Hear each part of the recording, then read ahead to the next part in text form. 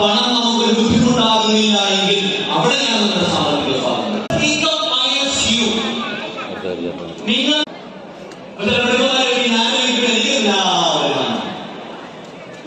ഞാനില്ലെങ്കിലും എന്റെ വരുമാനത്തെ ആശ്രയിച്ചുള്ള കുടുംബമുണ്ട്, ഭാര്യയുണ്ട്, മക്കളുണ്ട്, മാതാപിതാക്കളുണ്ട്.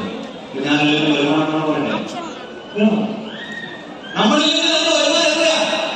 ഒന്ന് പറഞ്ഞു, എത്രയാ? 0 ആണോ? 0 ആണോ?